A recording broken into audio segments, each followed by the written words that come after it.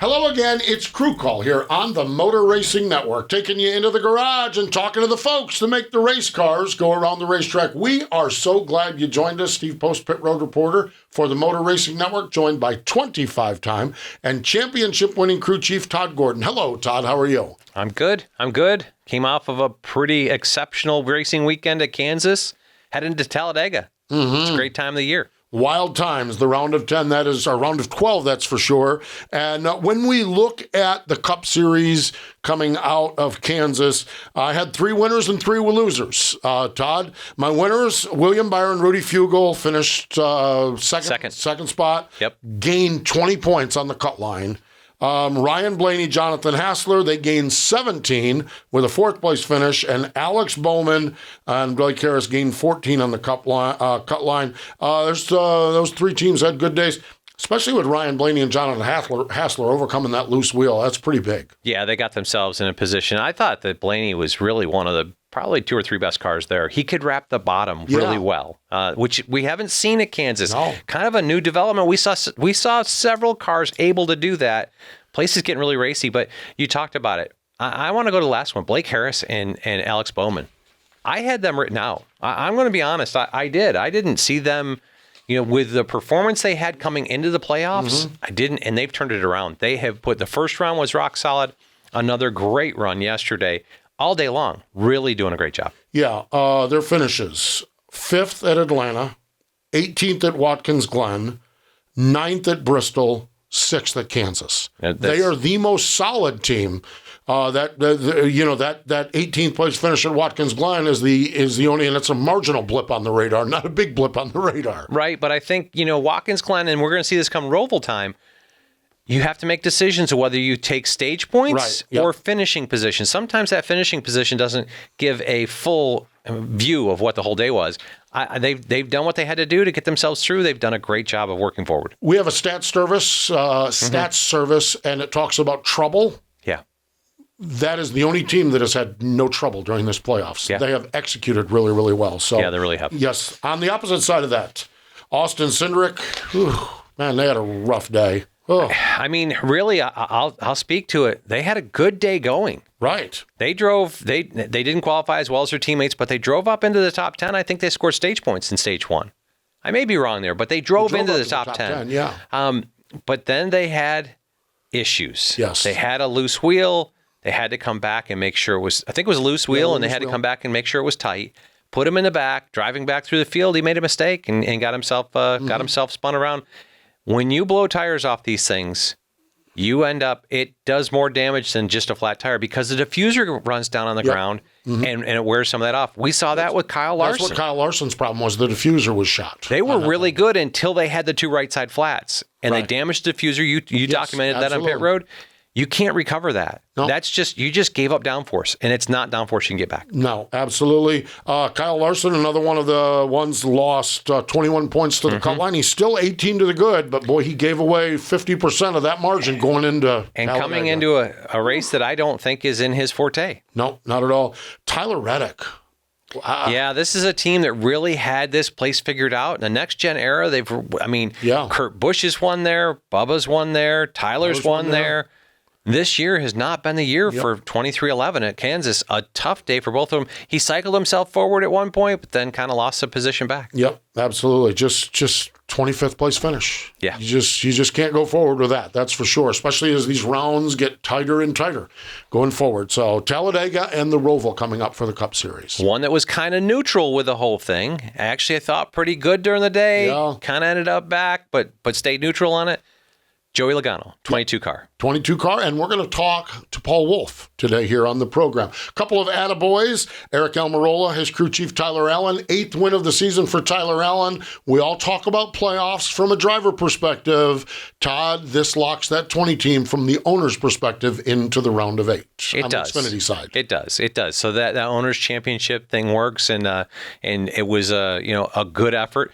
Cole Custer had a really good run. Yep. Chandler Smith had that. You had 3 cars that were in different places on where they were, so it was really cool there. Absolutely, and we've talked a lot about Tyler Allen. We've talked a lot about Scott Zipadelli and Corey Heim because They just did it. They needed Ty Majeski to run out of fuel, but they had the dominant truck, that's for sure. Yeah, did the dominant truck and put themselves in a great position going forward. Absolutely. We're going to talk to Paul Wolfe here in just a moment, but want to remind you that thousands of people affected by Hurricane Helene need your help now.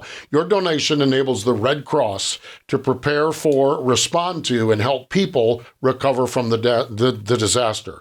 Visit redcross.org or call 1-800-RED-CROSS. That's 800-733-2767 to make a financial donation or to schedule a blood donation appointment today. Individuals can also text the word Helene to 90999. That's Helene to 90999 to make a donation. NASCAR community is wrapping their arms around this and doing so much stuff, and you can help by contacting the Red Cross. Stay with us. When we come back, Paul Wolfe joins us here on Crew Call. Welcome back. It is Crew Call here on the Motor Racing Network. Todd Gordon, Steve Post, and joined from Team Penske via the Zoom call by crew chief for Joey Logano, Paul Wolfe. Hello, Paul. How are you? Hey, guys. I'm doing well, thanks. Thanks for having me back on the show again. Always great to catch up with you, that's for sure. 14th place finish at Kansas. Good, not great. Just kind of walk us through your 14th place finish. Yeah, I think going into the weekend, we knew this track had been a challenge for us, earlier this year, and really just intermediates in general, I'd say haven't obviously been our strength. So it was going to be a bit of a question mark. We've obviously learned a lot through the summer as some of the higher speed tracks, not really mile and a half, but when we went to Michigan and and Indy and Pocono, those types of tracks, you try to, those are pretty sensitive aero tracks. And we tried to, learn some things through those races when we had good speed. So wasn't exactly sure how it was going to correlate at Kansas, but we were very pleased with how practice and qualifying went on Saturday. And, really rolled into a good start to the race for us. Able to run in the top 5, grab those important stage points there in stage 1. And then, we had a couple bad restarts there in stage 2 and lost a little bit of track position and kind of found ourselves at the end of that stage 2 in that tough decision of whether to, kind of flip the stage. Or go for the points. And we were right on the edge there of getting the stage points. And we felt, for us at that point, it was our best option to flip it, to get the track position to start the final stage. And that was our reasoning there. Obviously, we had the issue with the loose wheel that ultimately then we lost more track position. Fought back, obviously, to a 14th, which was salvage something, not what we wanted. Obviously, with how the first part of the race went, we knew there was more potential there, but we weren't quite as strong as we needed to be in traffic. I think that was, part of our problem, not only having the loose wheel and losing the track position, but then when we got back there, we couldn't quite get the car exactly what Joey was wanting. And, he fought and got all he could at the end. But, we went into the weekend +4 to the cut, and I think we left +4 to the cut. So it was kind of like, well, we didn't kill ourselves. That's the bright side of it. Obviously, there was probably more on the table there that we left. But, overall, we're ready to go on to Talladega, and we know that's a strength of ours, and we'll give it all we got. You mentioned loose wheel, but you weren't the only one. It seemed like there were a lot of playoff teams that had issues with loose wheels at Kansas. I know of at least 4. It might have been more than that. What's bringing that forward? I think just the intensity of track position and pit road. When you go down and look at the stop times for the race Sunday, like if you weren't running in the 8s, you weren't, because we ranked the stops throughout the day, and the list of 8-second stops was incredible. And as a whole, our company, the 22 and the 12, we had a fair share of our 8-second stops as well.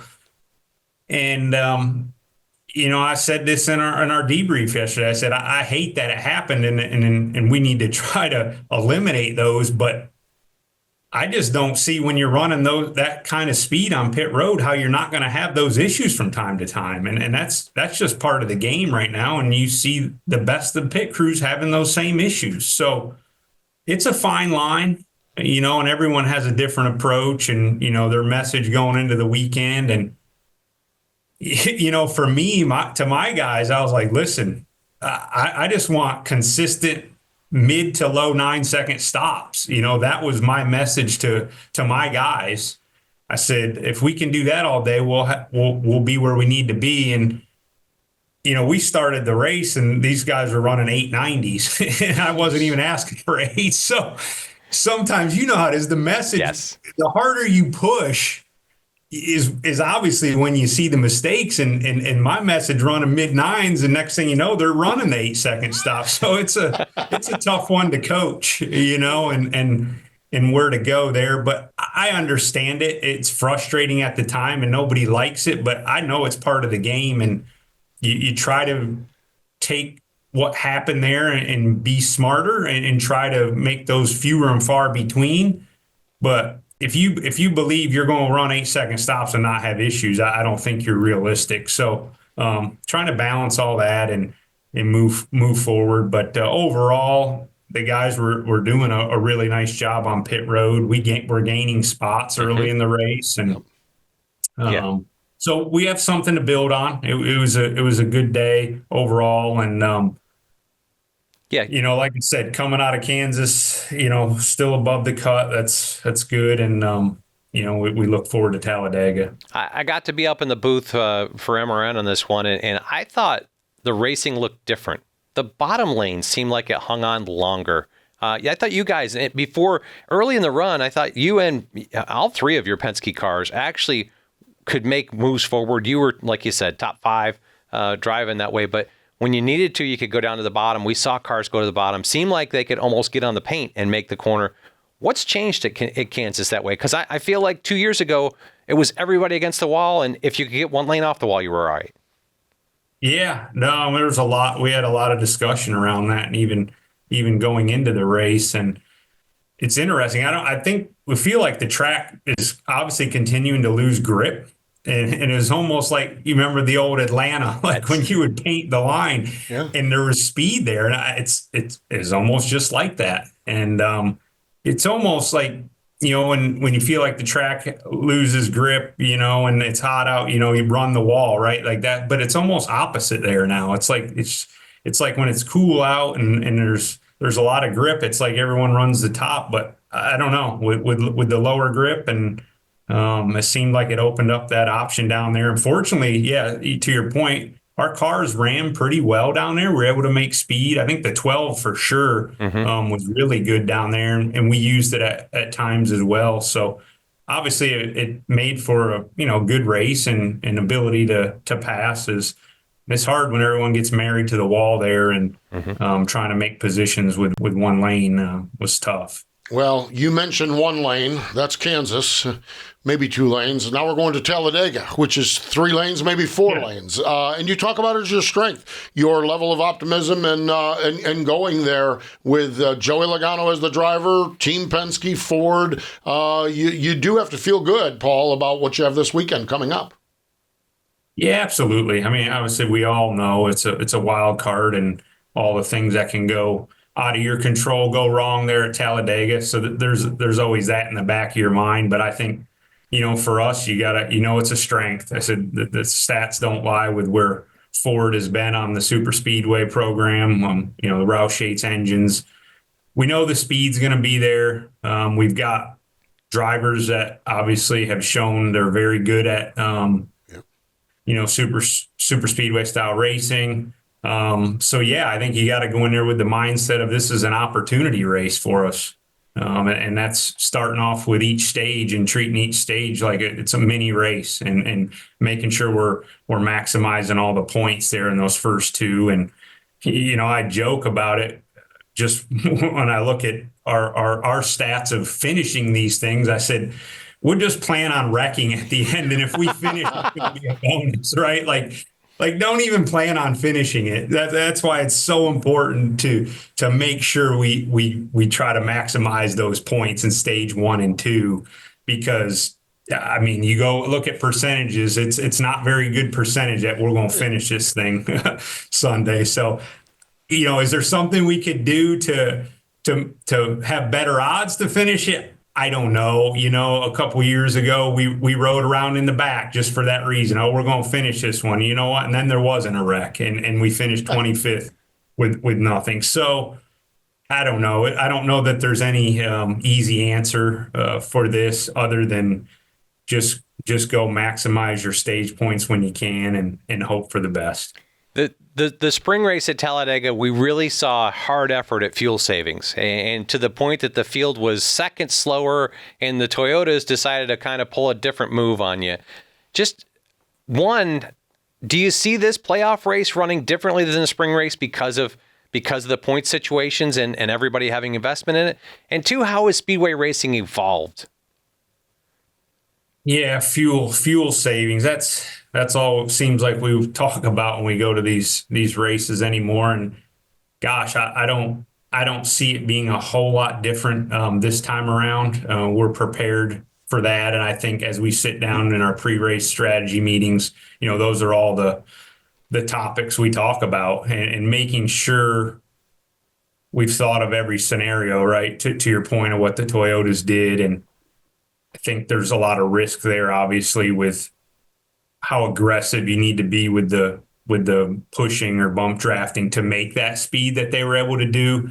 So I think that's pretty risky. But I think you have to realize that is an option out there, and just understanding how you will respond if you see it again, right? Mm-hmm. And there's obviously a bunch of different scenarios and strategies we'll have in our playbook, if you will, depending on, what some of the guys we're racing are doing. But I don't see the fuel game going away. And I think it's with this aero package where it's at right now in the super speedways, it's hard to make track position. And that's really what it comes down to. It's in the old days, the old car, it seemed like if you had really good speedway drivers and good cars, you could work together and find your way back to the front. It's very hard to do that anymore. I don't care how fast your car is. It's like the track gets blocked and it's hard to make forward momentum, which I think also lends to when we talk about the end of these races and these wrecks that happen. It's because the only way you have a chance to make positions is being that aggressive with just shoving guys. Mm-hmm. Yeah. And it's gotten so aggressive the last few laps because they're just normal drafting or a little bump draft. You're not going to move forward. It takes those big shoves and being aggressive to make positions. And I think that's why we've seen it more and more of these wrecks at the end of the race. In this next Gen 7 car, really that bubble we used to fight between cars is really diminished, right? So if you're running into 10th row, you can get to the guy in the 9th row just by staying wide open and push him. Where we used to have kind of a stall out, right?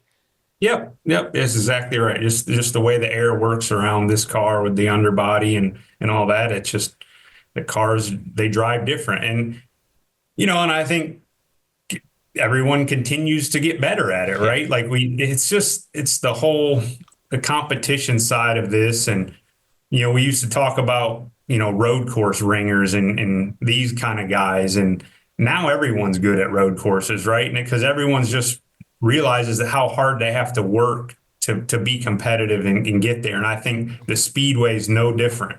You had the guys like Denny and Brad and Joey and Blaney that were so good at it. But I mean, guys are trying to understand it. How are they good? What are they doing? And I think it's just made the competition so tough that track position is hard to come by. And our only way to get it potentially at times is on pit road. And if our pit stops a half a second or a second faster because we need less fuel, then we're going to do it. It's fascinating stuff. It really is. Our iconic broadcaster, our voice of MRN, Barney Hall, said they don't race them anywhere in the world like they do at Talladega. And we'll see what happens this weekend, Paul. We always appreciate the time. Thanks for joining us. And we'll see you down in Alabama and see what you guys have this weekend. All right, guys. Thanks. Good catching up today. There we go. Paul Wolfe joining us from up at Team Penske. Stay with us. More Crew Call in just a moment. Welcome back. It is Crew Call here on the Motor Racing Network. Always appreciate talking with Paul Wolfe. Yes. I got to work with him for 10 years. You got to work with him for 10 so years. It's a great relationship, and he's so in tune with the details and what's going on. And he's a great racer. I mean, remember, he drove in the Xfinity Series. Absolutely. So he's just a great racer and understands what's going on. I think a team that it's an even year. Oh, that's right. The 22 car has not been. They've made the Final Four every even year of the playoffs. Well, look out. Watch out. Watch out at Talladega. Hey, before we move on here, I want to correct an error that I had in the first segment of the show. Talk there about Tyler Allen getting his 8th win as a crew chief on the 20 car. They did the old switcheroo on us. Yes. So instead of the 8th win for Tyler Allen, Seth Chafka got that first win as the crew chief on that 20 car this weekend. So congratulations to Seth on that. And the result is the same. Owner points, 20 car, onto the round of 8, but yes. Seth Chafka was the winning crew chief on that car. And a celebrated win for him. Yes, as it should be. No Yes. doubt about it, Yes. as it should be. And we try to get that right. And glad we were able to get that corrected here on the program. It's time for Talladega, Todd. Yes. What do you, I think Paul broke it down so good. We have all three series down there. And all three series have to do with this heartburn that's called Talladega. Yeah. It's, it is. Biggest racetrack we've got, the least handling specific, most about drafting and what you do. So much on the line and so much to lose, so much to gain. I think just a great opportunity for these guys, but you've got to put yourself in position to avoid it. And it's become a little bit, there's a lot of talk about it's luck. I like what Paul said. He said, we're going to go score stage points because we count on the fact that we're going to wreck out of this race. Yeah. That's a good philosophy to start with. If you end up finishing the race and winning the race, then bonus. Yeah. But, I think you see it's become a chess match. Where we used to think of this as checkers, it's now chess. You've got to think 3-4 moves ahead. You've got to be thinking about, where do I want to position myself in line for this fuel run so I can save more fuel? Right, so that I can be on pit road a shorter amount of time. And then I can leapfrog when I want to be there because points are paid. So it's fascinating. And that's part of, I'll be part of the broadcast group up there. That's part of what I'll be trying to pass along as well, just understanding the chess match and how it's working. It is fascinating. It really, truly is. And just the way they calculate it, the way they monitor it, the way they do everything, it's fascinating. It's really fun stuff. I mean, it's as he talked about, the way they dump gas in these things, a gallon goes in half a second. So if you can save yourself a gallon, you can shorten your pit stop by half a second. We were talking there. He said, I wanted mid-9s. I got 8-9. But that's passing 3-4 cars. Yeah. That half a second is. So it's a chess match. It'd be fun to watch. It is. It is that tight edge. That is for sure. Busy weekend down at Talladega Superspeedway for the Motor Racing Network. Our coverage begins Friday at 4 o'clock Eastern Time. It's the Love's RV Stop 250 for the NASCAR Craftsman Truck Series. Saturday, 1 o'clock or 1:30 Eastern Time. It is qualifying for the NASCAR Cup Series. We just line them up and go qualify. No practice, nothing else. Just single car. Get out there and see what you have. At 3:30 on Saturday afternoon, the United Rentals 250, that is, for the NASCAR Xfinity Series. Sunday, 1 o'clock Eastern Time, the Yellowwood 500 NASCAR Cup Series race. So it is going to be awesome. That is for sure. If you like what we're doing here on Crew Call, make sure you like, share, subscribe to our channel, and make sure that you share that. Share that with all your friends, that's for sure. So going to be a fun weekend down in Alabama, Todd. It is. I can't wait to see it. We've got playoff contenders all over the place. We've got people below the cut line that could do well. I mean, Chase Briscoe in a similar spot as they were after the first race of the first round. See if they can recover their way back forward. As Paul talked about, Fords are pretty strong down there. It'd be interesting to see. I like the Toyota move in the spring. Let's see how that all works out. Yeah, going to be a lot going on. Going to counter that. It's going to be in all of the debriefs. That is for sure. Yes. Fascinating stuff. That's for sure. He is Todd Gordon. I'm Steve Post. We're grateful for Paul Wolfe joining us here on the program. But more important than all of that, thank you for joining us this time here on Crew Call.